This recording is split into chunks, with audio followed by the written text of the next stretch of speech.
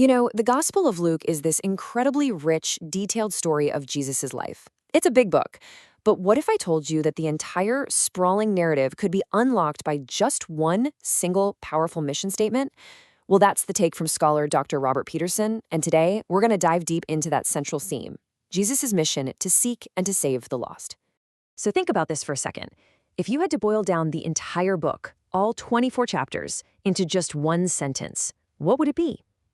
It's a great question because the answer is really the key that unlocks everything else Luke is trying to tell us. And there it is, Luke 19, verse 10. In fact, the theologian I. Howard Marshall calls this the motto of the entire gospel. And just think about where Luke puts this verse. It's not buried somewhere in the middle. No, it's at the climax of Jesus' journey right before he enters Jerusalem for the very last time. It's the perfect summary of his whole purpose. Now, this verse isn't just a nice little summary.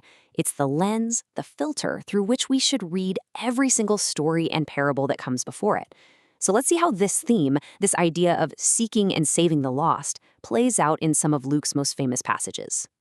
Okay, so how does Jesus actually show us what this mission is all about? Well, in Luke chapter 15, we find him in a pretty familiar situation. The religious leaders are grumbling because he's hanging out and eating with sinners. And his response is just brilliant. He doesn't argue with them. He just tells 3 stories, one right after the other, to show them exactly what he's doing. And the way Luke structures this is pure genius. Just look at the progression here. First, a shepherd loses 1 sheep out of 100. That's a 1% loss. Then a woman loses 1 coin out of 10. Now we're at a 10% loss. And finally, a father loses 1 son out of only 2. A massive 50% loss. With each story, the stakes get higher, the search gets more desperate, and the main point gets crystal clear. The incredible, overwhelming joy of finding what was lost. This right here, this is the emotional peak of all 3 parables. The father isn't just relieved, he's absolutely ecstatic. He sees his son's return as nothing less than a resurrection, from death back to life.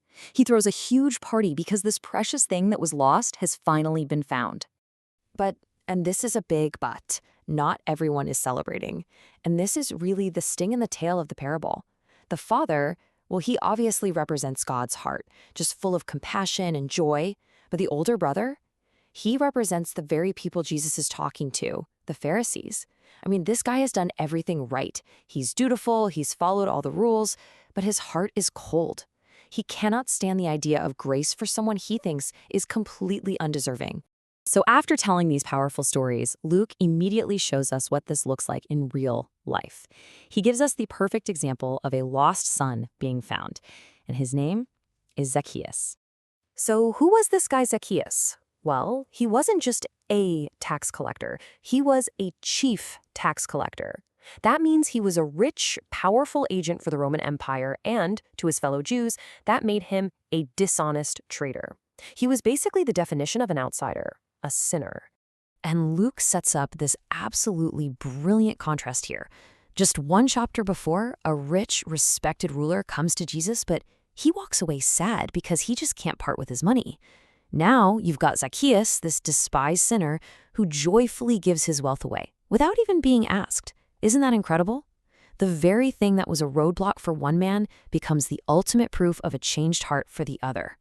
And his generosity is just staggering.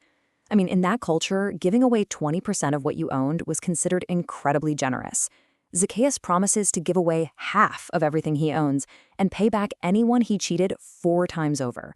This isn't just saying sorry. This is a radical, joyful transformation in action. And there it is, the punchline. This is where it all comes together. How does Jesus respond to this incredible turnaround? By saying our key verse. All that talk in the parables about finding a lost sheep or a lost coin, it just became real. Right there in Zacchaeus' house. The mission was fulfilled right in front of everyone's eyes. But Luke doesn't just end the story with saving individuals like Zacchaeus. At the very end of his gospel, Jesus takes this personal mission and makes it a global one for all of his followers. After his resurrection, Jesus basically passes the baton. He tells his disciples to take this very same message, the message of seeking and saving, and carry it to every nation on earth. And he promises them the power of the Holy Spirit to get it done, which sets the stage for everything that comes next. The mission now continues through them. This intense focus on salvation for the lost is actually what makes Luke's account so unique. When you put it side by side with the other Gospels, you start to see that each writer has a slightly different angle on Jesus' story. This breakdown from I. Howard Marshall makes it really clear. He argues that Mark is all about the person of Jesus, like, who is this guy? Matthew focuses on his teaching as the Messiah. John emphasizes the gift of eternal life that he offers. But Luke, his main focus is on the real, tangible blessings of salvation that Jesus brings, specifically to the people on the margins, the outcasts and the lost. And that brings us all the way back to where we started. Remember that story about the two sons? Think about how it ends. You've got the younger son inside, celebrating. You've got the father outside, pleading. And you've got the angry older brother just standing there. We're never actually told what the older brother does next, and that's on purpose. The story is left hanging so that the question gets passed on to the person reading it, to the Pharisees in Jesus' day and to us today. God is throwing a party because the lost have been found. So the final question Luke leaves us with is this: will you get over your pride and your complaints, and will you come inside and join the celebration?